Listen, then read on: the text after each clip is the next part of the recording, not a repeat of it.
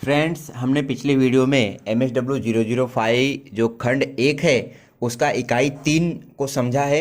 इस वीडियो में हम लोग इकाई 4 को, जो MSW005 का खंड 1 है उसका इकाई 4 का लास्ट वीडियो है ये, इसको हम लोग समझने वाले हैं, जो मुक्त और दूर शिक्षा के समाज कार्य और प्रैक्टिकम है। नमस्कार। आज हम सामाजिक कार्य शिक्षा मतलब सोशल वर्क एजुकेशन में जो बदलाव आ रहे हैं उन पर थोड़ी गहराई से बात करेंगे। हाँ, और खासकर इसमें ये जो डिस्टेंस लर्निंग है, दूरस्थ शिक्षा, उसकी क्या भूमिका है, इसे समझने की कोशिश करेंगे। बिल्कुल। हमारे पास कुछ लेख हैं इस पर और हम देखेंगे कि भारत में ये क्षेत्र कैसे बदल रहा है और नई टेक्नोलॉजी इसमें क्या कर रही है। तो शुरू करते हैं एकदम बेसिक बात से। सामाजिक कार्य शिक्षा का आखिर मकसद क्या है? देखिए, इसका मुख्य लक्ष्य तो ऐसे पेशेवर तैयार करना है जो समाज की जो जटिल जरूरतें हैं उनको समझें और फिर उन पर काम कर सके। हाँ, प्रभावी ढंग से। इसमें सिर्फ किताबी ज्ञान नहीं बल्कि वोकेशनल स्किल्स यानी व्यावसायिक कौशल से ही मूल्य और एक वैज्ञानिक नजरिए से जांच पड़ताल, ये सब शामिल होता है। और पिछले कुछ सालों में ना इस क्षेत्र में काफी बदलाव आए हैं। अच्छा, किस तरह के बदलाव? लेवल पर, खासकर जमीनी स्तर पर सामाजिक देखभाल और विकास कार्यक्रमों के लिए बहुत बड़ी संख्या में प्रशिक्षित लोगों की जरूरत महसूस की जा रही है। और दूसरी वजह है जो ट्रेडिशनल सोशल वर्क एजुकेशन है उस पर एक आलोचना बढ़ रही है कि वो थोड़ी एलीट है, मतलब संभ्रांत और ज्यादातर शहरों तक ही सीमित है। हाँ, ये आलोचना मैंने भी सुनी है। ये काफी महत्वपूर्ण बात है। मतलब ये कि जो पोस्ट ग्रेजुएट डिग्री लेकर निकलते हैं छात्र, हाँ, उनकी उम्मीदें शायद जमीनी हकीकत से, खासकर उन ग्रामीण या दूर दराज के इलाकों से मेल नहीं खाती जहां उनकी जरूरत सबसे ज्यादा है। बिल्कुल। और उनके सामने एक और चुनौती होती है, अपने और जो स्थानीय लोग हैं उनके बीच का जो सामाजिक सांस्कृतिक अंतर है उसे कैसे पाटें। इसके साथ ही ये भी है कि जो मौजूदा हमारी उच्च शिक्षा प्रणालियां हैं उन तक सबकी पहुंच नहीं है। जो सामाजिक या भौगोलिक या आर्थिक रूप से थोड़े पिछड़े हैं वो मुश्किल से ही पहुंच पाते हैं। तो फिर होता क्या है? होता यह है कि प्रशिक्षित लोगों की कमी के चलते जो स्थानीय संगठन है उन्हें कई बार ऐसे लोगों को रखना पड़ता है जो या तो सहायक कर्मचारी हैं या फिर उनकी पृष्ठभूमि सोशल वर्क की है ही नहीं। अच्छा। यहीं पर बात थोड़ी दिलचस्प हो जाती है। एक तरफ ये सीमाएं हैं, दूसरी तरफ टेक्नोलॉजी। हाँ, सूचना प्रौद्योगिकी IT में जो क्रांति हुई है उसने तो नए रास्ते खोले हैं ना संभावित छात्रों तक पहुंचने के। बिल्कुल, खासकर उन लोगों के लिए जो अब तक उच्च शिक्षा से मतलब किसी ना किसी वजह से वंचित थे। जैसे ऑनलाइन कोर्सेज। हाँ, ऑनलाइन वेब आधारित शिक्षा है, मल्टीमीडिया का इस्तेमाल है, इंटरैक्टिव टीवी जैसे प्रयोग भी सोशल वर्क एजुकेशन में अब होने लगे हैं। विदेशों में इसका चलन है? हाँ, विदेशों में तो काफी है, जैसे UK, USA, कनाडा, ऑस्ट्रेलिया।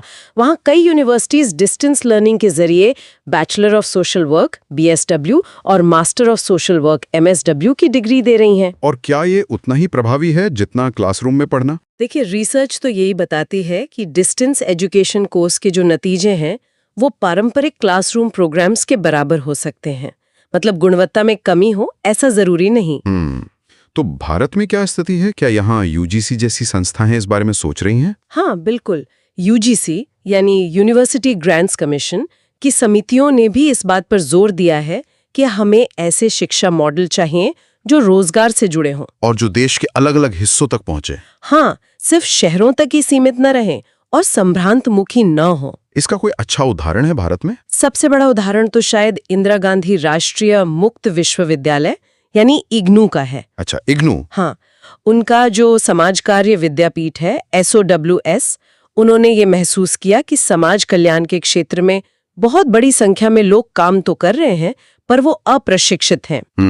तो IGNOU का मानना था और है कि डिस्टेंस लर्निंग उन लोगों की मदद कर सकती है जो पारंपरिक, जो अक्सर महंगी भी होती है और फुल टाइम शिक्षा है, उसका लाभ नहीं उठा सकते। तो उन्होंने क्या किया? इसीलिए उन्होंने पहले 3 साल का BSW और फिर 2 साल का MSW प्रोग्राम, ये दोनों डिस्टेंस मोड पर शुरू किए। अच्छा।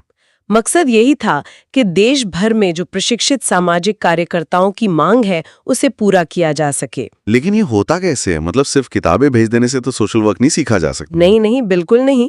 सीखने वालों की मदद के लिए कई तरीके अपनाए जाते हैं। मल्टीमीडिया का इस्तेमाल होता है, टेलीकॉन्फ्रेंसिंग होती है, वीडियो लेक्चर होते हैं। और प्रैक्टिकल? हाँ, उस पर आ रही हूँ। थ्योरी वाले भाग के लिए स्टडी सेंटर पर ट्यूटर्स के साथ इंटरैक्टिव सेशन भी होते हैं। लेकिन जो सबसे बड़ी चिंता है और जो आपने पूछा, वो फील्ड वर्क को लेकर ही है, मतलब क्षेत्र आधारित जो शिक्षा है। हाँ, वो तो सोशल वर्क का कोर है। बिल्कुल। और इसी चिंता ने, इसी चुनौती ने भारत में सामाजिक कार्य की दूरस्थ शिक्षा प्रणाली को मान्यता दिलाने में थोड़ी देरी भी की है। ये एक बड़ा मुद्दा रहा है हमेशा से। तो अगर हम पूरी बात को समेटें तो हमने देखा कि सामाजिक कार्य शिक्षा बदल रही है। डिस्टेंस लर्निंग इसकी पहुंच तो निश्चित रूप से बढ़ा रही है। हाँ, पहुंच तो बढ़ रही है। और जमीनी स्तर की जो जरूरतें हैं उनको पूरा करने की कोशिश भी कर रही है, जैसा इग्नू के प्रयासों से दिखता है। सही है। लेकिन ये फील्ड वर्क वाली चुनौती ये अभी भी बनी हुई है। हाँ, तो इसका मतलब क्या निकलता है? शायद यही कि पहुंच और प्रैक्टिकल ट्रेनिंग दोनों के बीच एक संतुलन साधना होगा। बिल्कुल सही। पहुंच बढ़ाना जरूरी है, पर गुणवत्ता, खासकर व्यावहारिक प्रशिक्षण की गुणवत्ता से समझौता नहीं किया जा सकता। यहां पर एक सोचने वाला सवाल ये उठता है कि जब पारंपरिक शिक्षा पर यह आरोप लगता है कि वो शहरी है, संभ्रांत है। हाँ, तो क्या दूरस्थ शिक्षा सच में सामाजिक कार्य पेशेवरों को उन समुदायों के और करीब ला सकती है?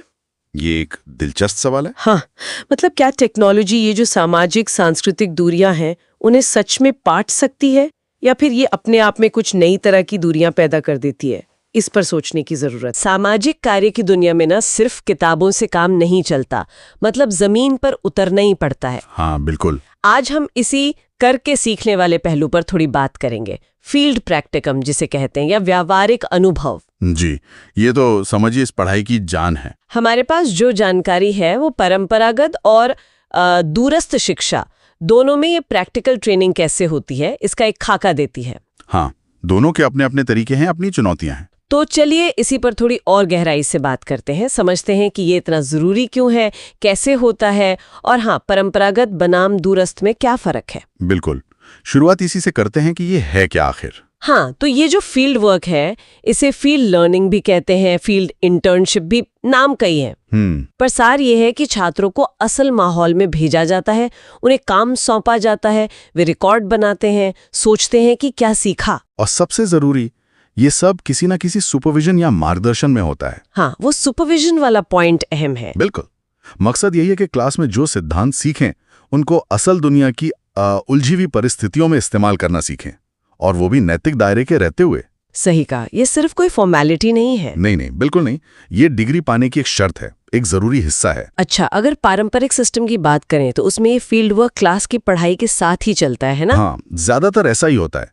छात्र कोर्स के दौरान ही एक या दो एजेंसी या समुदाय में काम करते हैं। और उन्हें मदद के लिए कोई होता है, गाइड करने के लिए? जी बिल्कुल, एजेंसी में उन्हें एक प्रशिक्षित फील्ड सुपरवाइजर मिलता है, और साथ ही उनके अपने कॉलेज या यूनिवर्सिटी से भी एक फैकल्टी मेंबर होता है जो गाइड करता है, असाइनमेंट वगैरह देता है। अच्छा। और छात्रों को कुछ शर्तें पूरी करनी होती हैं, जैसे फील्ड वर्क के लिए तय घंटे या दिन पूरे करना, अपने काम का नियमित रिकॉर्ड जमा करना। और फिर उसी के आधार पर उनका मूल्यांकन होता होगा। हाँ, मूल्यांकन फील्ड वर्क के जो उद्देश्य तय किए गए थे उनके आधार पर किया जाता है। यहाँ एक पैटर्न भी दिखता है।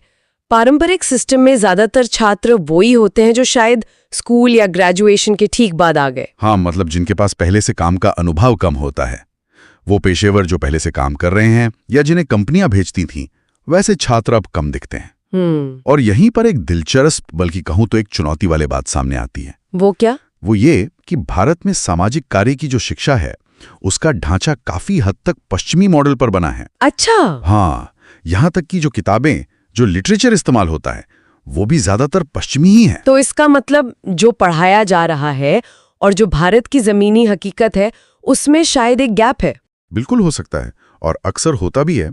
सोचिए, छात्र और जिन लोगों के साथ उन्हें काम करना है, उनकी भाषा, उनकी संस्कृति, उनका सामाजिक आर्थिक बैकग्राउंड कितना अलग होता है। हाँ, ये तो है। तो पश्चिमी मॉडल इन सारी विविधताओं को ठीक से समेट पाता है या नहीं, ये एक बड़ा सवाल है। और ऊपर से ज्यादातर अच्छे संस्थान तो शहरों में हैं। तो दूर दराज के छात्रों के लिए तो वैसे ही मुश्किल हो जाती है। बिल्कुल, उच्च शिक्षा तक उनकी पहुंच ही सीमित हो जाती है। ये तो हुई पारंपरिक प्रणाली की बात। हाँ। अब थोड़ा दूरस्थ शिक्षा यानी डिस्टेंस लर्निंग की तरफ देखते हैं। वहां क्या स्थिति है? देखिए, दूरस्थ शिक्षा में छात्र अक्सर अलग तरह के होते हैं। कई पार्ट टाइम पढ़ रहे होते हैं, तो कोर्स पूरा करने में ज्यादा समय लेते हैं। और उनमें विविधता भी शायद ज्यादा होती होगी। हाँ, बहुत ज्यादा। अलग अलग शैक्षिक पृष्ठभूमि, किसी के पास सालों का अनुभव, कोई बिल्कुल नया, फिर अलग अलग भौगोलिक क्षेत्र, भाषाएं, सामाजिक सांस्कृतिक माहौल, बहुत ज्यादा विविधता। तो इतनी विविधता के साथ फील्ड प्रैक्टिकम का इंतजाम करना तो काफी पेचीदा काम लगता हाँ, है। बिल्कुल। ये एक बड़ी चुनौती है। संस्थान कोशिश तो करते हैं कि पारंपरिक सिस्टम की तरह ही सारे जरूरी तत्व जैसे सुपरविजन, रिकॉर्डिंग, मूल्यांकन, ये सब शामिल हों। लेकिन ये होता कैसे है जब छात्र अलग-अलग जगहों पर हैं? यही मुश्किल है। हर छात्र के लिए उसकी लोकेशन पर एक सही फील्ड वर्क का मौका और एक योग्य सुपरवाइजर ढूंढना यह आसान नहीं होता। हाँ, समझ सकता हूँ। और फिर भाषा और सांस्कृतिक भिन्नताएं, सुपरवाइजर के लिए भी कई बार छात्र के काम का सही मूल्यांकन करना मुश्किल हो सकता है। तो कुल मिलाकर सार ये निकलता है कि फील्ड वर्क तो सामाजिक कार्य शिक्षा की रीढ़ है, मतलब थ्योरी और प्रैक्टिस को जोड़ने वाला पुल। बिल्कुल सही। और चाहे पारंपरिक तरीका हो या दूरस्थ, दोनों की अपनी व्यवस्था है, लेकिन अपनी चुनौतियां भी हैं, खासकर भारत जैसे देश में जहां इतनी विविधता है और शिक्षा का मॉडल काफी हद तक बाहर से लिया गया है। जी, और यहीं से वो एक अहम सवाल मन में आता है जिस पर शायद हमें और सोचना चाहिए। कौन सा सवाल? सवाल ये कि क्या हम सामाजिक कार्य, फील्ड प्रैक्टिकम का एक ऐसा मॉडल बना सकते हैं जो वाकई में भारतीय हो? मतलब जो हमारी अपनी जरूरतों और सच्चाइयों के ज्यादा करीब हो। हाँ, बिल्कुल। एक ऐसा मॉडल जो पश्चिमी ढांचे की सीमाओं से आगे जाए, जो भारत की अपनी सामाजिक, सांस्कृतिक, भाषाई हकीकतों के लिए छात्रों को बेहतर तरीके से तैयार कर सके। मतलब शिक्षा व्यवस्था जमीन से और कैसे जुड़ सकती है, ये सोचने वाली बात। हम एक काफी दिलचस्प विषय पर बात कर रहे हैं। हाँ, विषय वाकई में अहम है। वो ये कि दुनिया भर में दूर शिक्षा, मतलब डिस्टेंस एजुकेशन के जरिए समाज कार्य यानी सोशल वर्क की पढ़ाई में प्रैक्टिकल काम, जिसे फील्ड वर्क कहते हैं, वो कैसे संभव हो पाता है? ये एक बहुत ही जायज सवाल है, क्योंकि ये समाज कार्य का जो असली अनुभव है वो तो जमीनी काम से ही आता है। बिल्कुल। हमारे पास जो जानकारी है वो दूर शिक्षा में समाज कार्य वैश्विक प्रायोगिक अभ्यास नाम के एक दस्तावेज के कुछ हिस्सों पर आधारित है। अच्छा। तो आज हम यही समझने की कोशिश करेंगे कि भाई जब छात्र क्लासरूम में नहीं है तब उन्हें इस जरूरी व्यवहारिक प्रशिक्षण से कैसे जोड़ा जाता है। स्रोत बताते हैं कि इसके लिए बाकायदा व्यवस्थाएं हैं और विस्तृत दिशा निर्देश भी हैं। तो चलिए देखते हैं ये सब कैसे काम करता है। हाँ, क्योंकि देखिए, बिना फील्डवर्क के समाज कार्य की शिक्षा तो अधूरी ही मानी जाएगी। सही बात है। तो ये जानना दिलचस्प होगा कि ये जो दूरस्थ प्रणाली है, इसमें इस चुनौती से कैसे निपटा जा रहा है। हाँ, दस्तावेज ये कहता है कि लगभग सभी देश जहां दूरस्थ माध्यम से जैसे BSW या MSW डिग्री दी जाती है, हाँ, वहां प्रायोगिक कार्य के लिए काफी विस्तृत, मतलब डिटेल नियमावली और गाइड्स मौजूद हैं। अच्छा। और ये सिर्फ छात्रों के लिए नहीं है, उनके सुपरवाइजरों के लिए भी हैं। तो मतलब ये सिर्फ एक नाम के लिए नहीं है, बल्कि एक संजीदा कोशिश है। लेकिन क्या ये पारंपरिक फील्ड वर्क जैसा ही होता है या इसमें कुछ फर्क है? देखिए, जो बुनियादी सिद्धांत हैं वो तो वही रहते हैं, मतलब अनुभव से सीखना, सिद्धांत को व्यवहार में उतारना। हाँ। लेकिन दस्तावेज इस तरफ इशारा करते हैं कि इसके क्रियान्वयन में, मतलब इम्प्लीमेंटेशन में, काफी भिन्नताएं देखने को मिलती हैं। अच्छा। पारंपरिक और दूरस्थ शिक्षा की फील्ड वर्क मॉडल हमेशा बिल्कुल एक जैसे नहीं होते। अच्छा, तो पारंपरिक फील्ड वर्क की तुलना में ये जो दूरस्थ प्रायोगिक कार्य है, ये किन मायनों में अलग हो सकता है? क्या कुछ उदाहरण है? हाँ, कई पहलू हैं। जैसे साल में कितनी बार छात्रों को फील्ड प्लेसमेंट पर भेजा जाएगा, ठीक है। हर साल के लिए किस तरह की सामाजिक संस्थाओं का चुनाव होगा, क्या वो बदलेंगी, उनका फोकस क्या रहेगा, फिर सीखने के लिए अपेक्षित परिणाम है, लर्निंग आउटकम्स, वो क्या तय किए गए हैं। अच्छा। छात्र कितना समय देंगे अपनी प्लेसमेंट पर, मतलब कितने घंटे या दिन, और एक बहुत अहम बात, सुपरविजन कैसे होगा। हाँ, ये तो बहुत जरूरी है। क्या यूनिवर्सिटी के शिक्षक निगरानी करेंगे या जिस संस्था में छात्र काम कर रहा है वहां के जो प्रशिक्षित कर्मचारी हैं वो करेंगे, या फिर दोनों मिलकर? तो इन सब चीजों में अलग अलग संस्थानों में काफी अंतर मिल सकता है। यानी कि वो एक साइज सब पर फिट नहीं होता वाली बात है यहाँ। बिल्कुल। ये विविधता क्यों जरूरी लगती है? क्या ये छात्रों की जरूरतों या फिर वहाँ की स्थानीय परिस्थितियों के हिसाब से तय होती है? संभवतः दोनों ही बातें हैं। देखिए, स्रोत इस बात पर जोर देते हैं कि छात्रों को अक्सर अपने ही समुदाय में फील्ड वर्क करने का अवसर मिलता है। अच्छा, ये तो काफी सुविधाजनक लगता है। हाँ, और कुछ स्थितियों में तो वे उसी संगठन में प्रैक्टिकल कर सकते हैं जहां वो पहले से काम कर रहे हों। ओह, जाहिर है, इसके लिए फिर खास नियम होते हैं ताकि वो सीखने के लक्ष्यों से कोई समझौता ना हो और हितों का टकराव मतलब कॉन्फ्लिक्ट ऑफ इंटरेस्ट वो भी ना हो। हाँ, ये जरूरी है। तो ये व्यवस्था शायद उन छात्रों के लिए ज्यादा व्यवहारिक है जो पहले से काम कर रहे हैं या फिर दूर दराज के इलाकों में रहते हैं। ये वाकई एक दिलचस्प व्यवस्था है कि छात्र अपने समुदाय या मौजूदा कार्यस्थल पर भी काम कर सकते हैं। क्या स्रोत ये भी बताते हैं कि इन नियमावलियों में छात्रों की भूमिका के अलावा और क्या-क्या शामिल होता है? हाँ, ये नियमावलियां काफी व्यापक होती हैं। इनमें सिर्फ छात्रों के लिए निर्देश नहीं होते। अच्छा, इनमें यह भी बताया जाता है कि फील्ड प्लेसमेंट के लिए किन मानकों मतलब किन स्टैंडर्ड्स के आधार पर संस्थाओं का चयन किया जाएगा। ठीक है। साथ ही जो संस्थाएं छात्रों को अवसर दे रही हैं, उनकी क्या जिम्मेदारियां होंगी। फील्ड वर्क गाइड में छात्रों और सुपरवाइजरों दोनों की भूमिकाएं और छात्रों के लिए जो जरूरी आचार संहिता यानी कोड ऑफ कंडक्ट है, वो भी स्पष्ट रूप से परिभाषित होती है। तो ऐसा लगता है कि पूरी प्रक्रिया को काफी गंभीरता से लिया गया है। पर एक सवाल मन में आता है, क्या इन विस्तृत नियमों के बावजूद व्यवहार में गुणवत्ता मतलब क्वालिटी बनाए रखना एक चुनौती होती होगी, खासकर जब प्लेसमेंट इतनी अलग-अलग जगहों पे हो? ये एक बहुत वाजिब सवाल है। स्रोत बताते हैं कि गुणवत्ता सुनिश्चित करने के गंभीर प्रयास किए जाते हैं। अच्छा। उदाहरण के तौर पर अमेरिका में कई दूरस्थ शिक्षा पाठ्यक्रम जो हैं वो council of social work education यानी CSW, हाँ, सुना है इसके बारे में। जो वहाँ सोशल वर्क शिक्षा के मानक तय करने वाली मुख्य संस्था है, उसके द्वारा मान्यता प्राप्त है, अक्रेडिटेड है। अच्छा, तो ये एक तरह का क्वालिटी चेक है। हाँ, ये मान्यता दर्शाती है कि कुछ गुणवत्ता मानकों का पालन हो रहा है।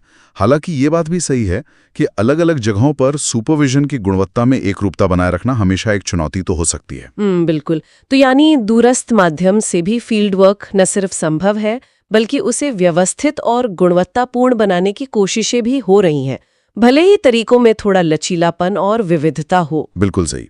तो इस पूरी चर्चा से जो मुख्य बात निकल कर आती है वो यह है कि दूरस्थ शिक्षा के जरिए समाज कार्य की डिग्री जैसे BSW, MSW देने वाले संस्थान दुनिया भर में प्रायोगिक कार्य को मतलब फील्ड वर्क को हल्के में नहीं लेते। हाँ, ये तो साफ है।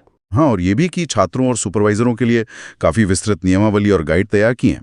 लेकिन यहाँ ध्यान देने वाली बात यह है कि पारंपरिक शिक्षा की तुलना में दूरस्थ शिक्षा में फील्ड वर्क के क्रियान्वयन के तरीके जैसे प्लेसमेंट्स की संख्या हो गई, एजेंसी का प्रकार, सीखने के लक्ष्य, समय और सुपरविजन का मॉडल, ये काफ़ी भिन्न हो सकते हैं। हाँ, और ये भी कि छात्रों को अक्सर अपने समुदाय या मौजूदा कार्यस्थल पर ही प्रैक्टिकल करने की सुविधा मिलती है, जिसके लिए फिर विशेष नियम लागू होते हैं। सही कहा आपने। और गुणवत्ता के प्रयास भी दिखते हैं। जैसे अमेरिका में CSWE की मान्यता का उदाहरण हमने देखा। हाँ। लेकिन ये जो विविधता है, ये एक जरूरी सवाल भी खड़ा करती है।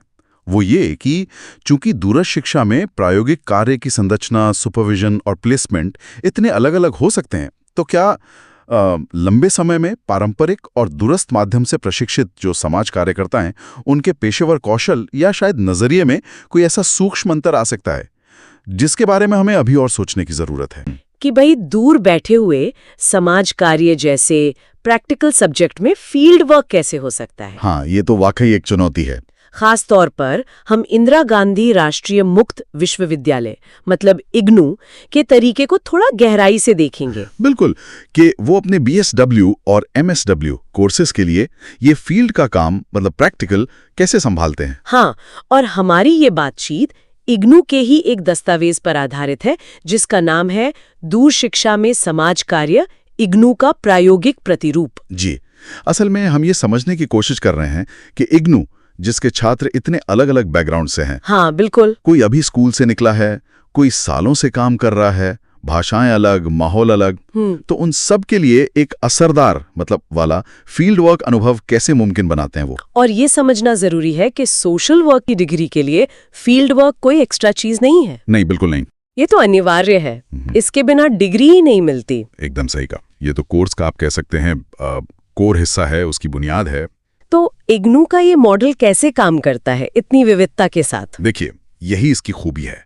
ये मॉडल इसी विविधता को ध्यान में रखकर बनाया गया है। BSW और MSW में हर तरह के छात्र आते हैं। कुछ युवा हैं सीधे स्कूल कॉलेज से, कुछ अनुभवी हैं जो शायद पहले से ही मिलते जुलते फील्ड में काम कर रहे हों। अच्छा। तो कार्यक्रम ऐसा है कि दोनों की जरूरतें पूरी हो सकें। और हाँ, महिला छात्रों और दूर दराज के मतलब ग्रामीण इलाकों के छात्रों का भी खास ख्याल रखा गया है। तो फिर जमीन पर मतलब प्रैक्टिकली ये सपोर्ट सिस्टम कैसे काम करता है? कौन मदद करता है छात्रों की? इसके लिए एक पूरा ढांचा है। हर छात्र को उनके स्टडी सेंटर पर एक फील्ड वर्क सुपरवाइजर मिलते हैं, जिन्हें FWS कहते हैं। FWS? हाँ, फील्ड वर्क सुपरवाइजर। और ये जरूरी है कि उनके पास कम से कम MSW की डिग्री हो। अच्छा, ये कौन होते हैं? कॉलेज के लोग? वो कॉलेज की फैकल्टी भी हो सकते हैं या फिर किसी अच्छी NGO के अनुभवी लोग भी हो सकते हैं। ओके, और उनका काम क्या होता है?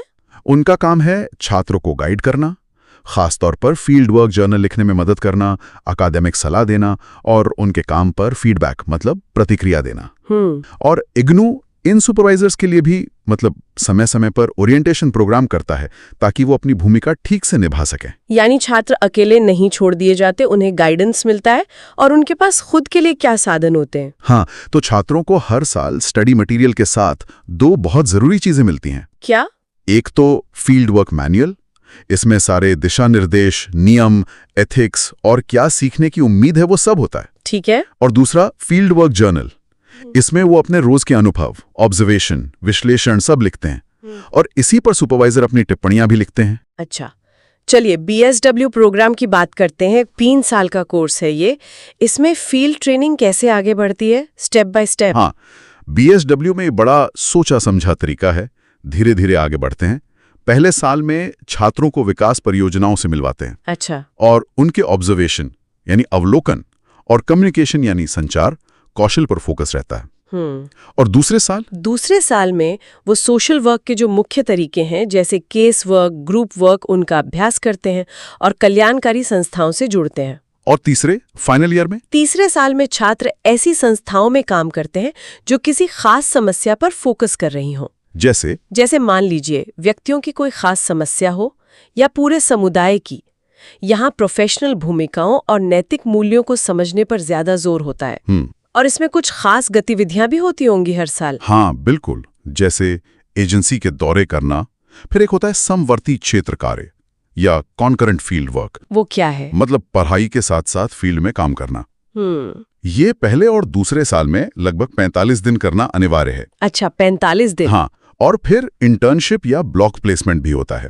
मतलब कुछ हफ्तों के लिए लगातार फील्ड में पूरा समय देना।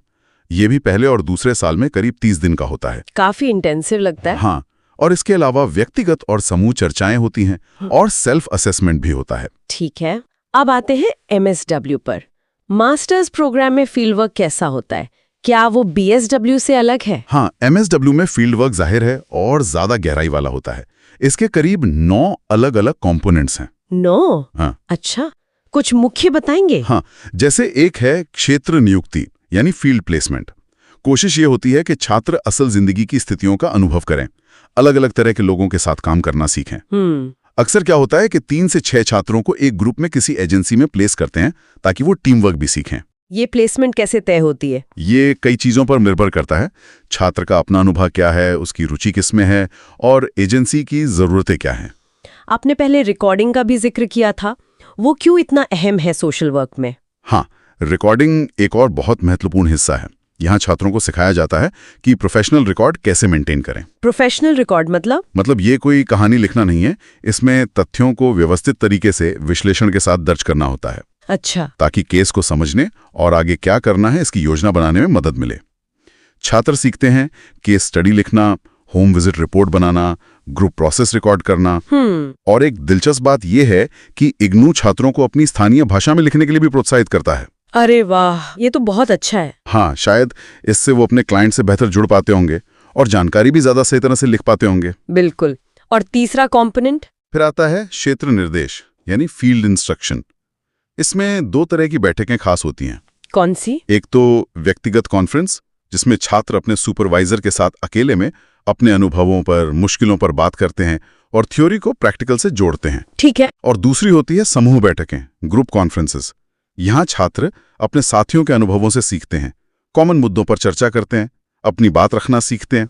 तो सुपरवाइजर का काम यहाँ माहौल बनाना भी है? हाँ बिल्कुल, एक पॉजिटिव माहौल बनाना जहाँ छात्र खुलकर सीख सकें, सवाल पूछ सकें। इग्नू की एक और बात जो मुझे काफी दिलचस्प लगी वो है स्थानीयकृत अधिगम का विचार। हाँ, ये इग्नू मॉडल की एक बहुत बड़ी ताकत है। कैसे? छात्रों को उनके अपने ही इलाके में, उनके द्वार पर ही फील्ड वर्क करने के मौके दिए जाते हैं। ये इग्नू का जो मूल सिद्धांत है ना, पहुंच से दूर तक पहुंचना, उससे बिल्कुल मेल खाता है। सही बात है। इससे न सिर्फ छात्रों के लिए आसानी होती है, बल्कि वो अपने समुदाय की सच्चाइयों और जरूरतों को शायद ज्यादा बेहतर ढंग से समझ पाते हैं।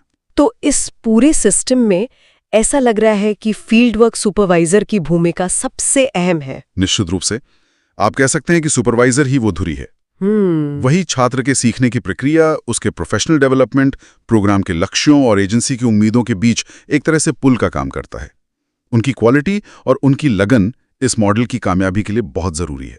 तो कुल मिला के देखें तो इग्नू का ये मॉडल दिखाता है कि अगर सोच अच्छी हो, एक मजबूत ढांचा हो और स्थानीय जरूरतों का ध्यान रखा जाए, तो दूरस्थ शिक्षा के जरिए भी समाज कार्य जैसे प्रैक्टिकल विषय में असरदार फील्ड वर्क ट्रेनिंग दी जा सकती है। बिल्कुल, और ये भारत जैसे विविधता भरे देश में छात्रों की अलग अलग जरूरतों को कामयाबी से पूरा कर सकता है। ये दूरस्थ शिक्षा में प्रैक्टिकल ट्रेनिंग के लिए वाकई एक कामयाब मॉडल है। हाँ बिल्कुल। चलिए जाते जाते एक सवाल श्रोताओं के लिए छोड़ जाते हैं। जिस तरह इग्नू छात्रों को उनके अपने समुदाय में काम करने और अपनी भाषा में रिकॉर्ड करने को बढ़ावा देता है, क्या इससे भविष्य में ऐसा हो सकता है कि भारत के अलग अलग क्षेत्रों में समाज कार्य की अपनी खास क्षेत्रीय शैली विकसित हो? हाँ, मतलब जो वहाँ के माहौल और जरूरतों के लिए ज्यादा उपयुक्त हो। हाँ बिल्कुल। क्या ऐसी रीजनल स्पेशलाइजेशंस उभर सकती हैं? इस पर सोचिएगा जरूर, लेकिन एक थोड़े अलग नजरिए से, मतलब डिस्टेंस एजुकेशन या दूर शिक्षा के जरिए, और खास तौर पर भारत के संदर्भ में। हाँ, ये एक दिलचस्प विषय है। हमारे पास कुछ रिसर्च पेपर्स हैं जो इसकी प्रभावशीलता और संभावनाओं को देखते हैं। बिल्कुल। तो मूल सवाल यही है कि क्या सोशल वर्क जैसा विषय, जिसमें भाई आमने सामने का संपर्क इतना जरूरी माना जाता है, हाँ बिल्कुल, उसे दूर बैठे मतलब डिस्टेंस मोड से असरदार तरीके से सिखाया जा सकता है? चलिए इसी पर थोड़ी गहराई से बात करते हैं। जरूर। इन सोर्सेज में ना कुछ चुनौतियों का जिक्र है, फिर इग्नू जैसे मॉडल की बात है, Indira Gandhi national open university, हाँ, और इस तरीके की जो क्षमता है उस पर भी बात हुई है। हमारा मकसद है इन पेपर्स से मतलब असली बात समझना कि ये है क्या। ठीक है, तो ठीक है, शुरू करते हैं उस शक से जो अक्सर उठता है कि भाई पारंपरिक सोशल वर्क में तो लोगों से मिलना, रिश्ते बनाना, घुलना मिलना, इसी पर जोर होता है। सही बात है, इंटरैक्शन बहुत अहम है। और साथ ही ये चिंता भी कि क्या स्टूडेंट्स बिना सीधी निगरानी के फील्ड वर्क, मतलब जो असली जमीनी काम है, हाँ, फील्ड वर्क, वो गंभीरता से करेंगे भी या नहीं? बिल्कुल। और देखिए, यहीं पर ये बात दिलचस्प हो जाती है कि भारत में सोशल वर्क एजुकेशन में इस ओपन और डिस्टेंस लर्निंग को लेकर मिली-जुली राय क्यों है? पारंपरिक सोच तो यही कहती है कि भाई आमने सामने का संपर्क तो चाहिए ही चाहिए। हाँ। और शुरुआत में, जैसा आपने कहा, भारत में डिस्टेंस सोशल वर्क एजुकेशन कितनी प्रभावी है, इस पर रिसर्च भी कम थी। अच्छा। क्योंकि ये सब नया था उस वक्त। हाँ। लेकिन जिस तरह देश में हायर एजुकेशन की मांग बढ़ रही है, उसे देखते हुए इसे सीधे नकारना ठीक नहीं था। इसे ठीक से समझने की जरूरत थी। हाँ, ये तो है। लेकिन फिर इग्नू का उदाहरण भी तो है सामने। जी हाँ, इग्नू का मॉडल बताया गया है कि उनके जो BSW और MSW प्रोग्राम है, बैचलर और मास्टर्स, जो ओपन डिस्टेंस तरीके से चलते हैं, वो बने तो पारंपरिक मॉडल पे ही है।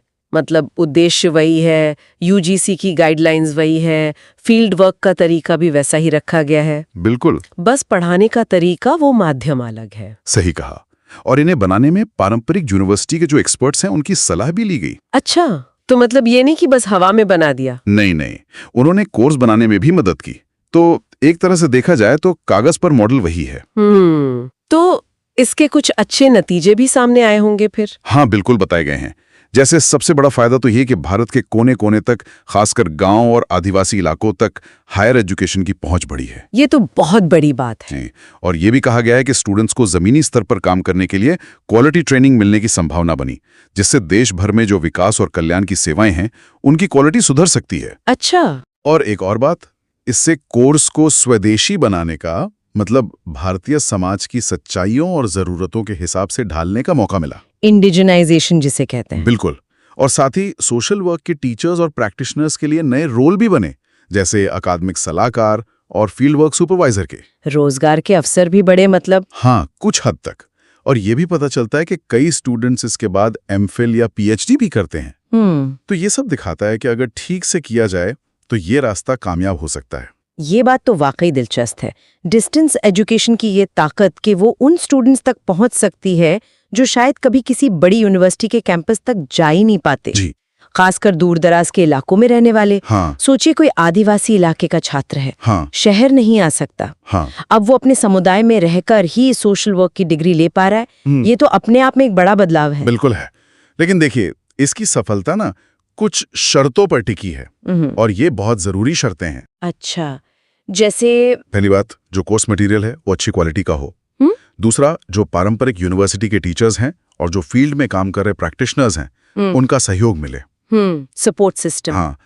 तीसरा, स्टूडेंट्स को रेगुलर फीडबैक मिले, उनसे आमने सामने बातचीत के मौके भी हों, शायद स्टडी सेंटर्स के जरिए। चौथा, निगरानी का सिस्टम मजबूत हो। फील्ड वर्क की निगरानी खास तौर पे? हाँ, फील्ड वर्क की भी और ओवरऑल प्रोग्रेस की भी। और आखिरी, टेक्नोलॉजी का सही और इनोवेटिव इस्तेमाल हो। ये सिर्फ कहने की बातें नहीं है, इनके बिना ना क्वालिटी बनाए रखना मुश्किल हो जाता है। सही बात है। वैसे ओपन और डिस्टेंस लर्निंग सिस्टम के फायदे भी गिनाए गए हैं, जैसे पहुंच बढ़ाना, कम लागत, पढ़ाने में नए तरीके लाना, एडमिशन और कोर्स पूरा करने में लचीलापन, और रिसर्च के नए अवसर भी। पर यहाँ एक बड़ा सवाल ये उठता है जी कि ये सारी शर्तें लगातार कैसे पूरी की जाएं, क्वालिटी कैसे मेंटेन हो? हाँ, ये तो सबसे बड़ा सवाल है। तो फिर इन सब बातों का निचोड़ क्या समझें? लगता है कि सोशल वर्क की डिस्टेंस एजुकेशन को लेकर जो पारंपरिक चिंताएं हैं वो अपनी जगह सही हो सकती हैं कुछ हद तक, हाँ। लेकिन भारत में इग्नू जैसे मॉडल ये दिखाते हैं कि इसका अच्छा असर हो सकता है और ये ज्यादा लोगों तक पहुंच भी सकता है, मगर शर्त वही है कि क्वालिटी, फीडबैक और देखरेख के पक्के इंतजाम हों। बिल्कुल। इसे सिरे से खारिज करने के बजाय इसे बेहतर कैसे बनाया जाए, इस पर सोचना होगा। सही कहा। और अंत में सोचने के लिए बस एक विचार छोड़ जाते हैं। देखिए, भारत के अलग अलग विविध क्षेत्रों में हमें ट्रेन्ड सोशल वर्कर्स की बहुत जरूरत है। हाँ, ये तो है। तो क्या टेक्नोलॉजी और पढ़ाने के जो नए तरीके आ रहे हैं, वो पारंपरिक आमने सामने वाले मॉडल की जो जरूरतें हैं और डिस्टेंस एजुकेशन से जो सहूलियत मिल रही है, क्या वो इनके बीच का फासला कम कर सकते हैं? या फिर शायद एक मिला जुला मॉडल, जिसे ब्लेंडेड मॉडल कहते हैं, जिसमें कुछ ऑनलाइन हो, कुछ ऑफलाइन, क्या वो दोनों दुनियाओं की सबसे अच्छी बातें हमें दे सकता है? इस पर सोचने की जरूरत। वो है दूरस्थ शिक्षा, मतलब डिस्टेंस लर्निंग। और इसमें भी सबसे पेचीदा सवाल, भाई फील्ड वर्क कैसे होता है? क्योंकि समाज कार्य तो है ही जमीन से जुड़ा काम। हमारे पास दूरस्थ शिक्षा में समाज कार्य, क्षेत्र प्रायोगिक कार्य नाम के दस्तावेज के कुछ अंश हैं। चलिए देखते हैं क्या कहते हैं। हाँ, बिल्कुल। और ये दस्तावेज शुरू में ही एक बहुत जरूरी बात कहता है कि किसी भी सोशल वर्क कोर्स में फील्ड वर्क, मतलब जो असल प्रैक्टिकल काम है, वो सबसे अहम है। आप कह सकती हैं कि ये उस कोर्स की आत्मा है। आत्मा है, बिल्कुल, जहाँ थ्योरी और प्रैक्टिस मिलते हैं। एग्जैक्टली। वहीं पर सीखा हुआ ज्ञान असल दुनिया में टेस्ट होता है। चाहे आप सीधे लोगों के साथ काम कर रहे हो या पॉलिसी देख रहे हो या रिसर्च, असल में यही वो कड़ी है जो क्लासरूम को फील्ड से जोड़ती है। सही बात है। तो ये तो हुआ पारंपरिक सेटअप, लेकिन जब पढ़ाई डिस्टेंस मोड में हो, स्क्रीन के जरिए, तब ये फील्ड का अनुभव, वो जमीनी हकीकत कैसे मिलती है? स्रोत इस चुनौती के बारे में क्या कहता है? ये जो ODL सिस्टम है, ओपन एंड डिस्टेंस लर्निंग, ये इसे कैसे हैंडल करता है? हाँ, ये एक बड़ा सवाल है। और स्रोत बताता है कि ODL सिस्टम्स इस जरूरत को समझते हैं।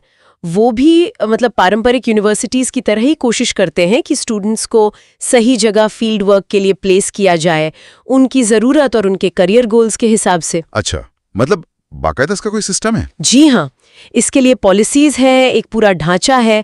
स्रोत में भारत और विदेशों में इस्तेमाल होने वाली कुछ नीतियों का जिक्र भी है। कोई खास उदाहरण, जैसे भारत में? हाँ, बिल्कुल। स्रोत में IGNU यानी Indira Gandhi national open university के फील्ड वर्क मॉडल का जिक्र खास तौर पर किया गया है। IGNU, हाँ, वो तो काफी बड़ा नाम है डिस्टेंस एजुकेशन में। मूल्यांकन के साथ फील्ड वर्क को असरदार बनाया जा सकता है। तरीके अलग हो सकते हैं, लेकिन गंभीरता वही रहती है। ये तो सुनकर अच्छा लगा कि ODL में भी इसे सीरियसली लिया जाता है, एक स्ट्रक्चर है।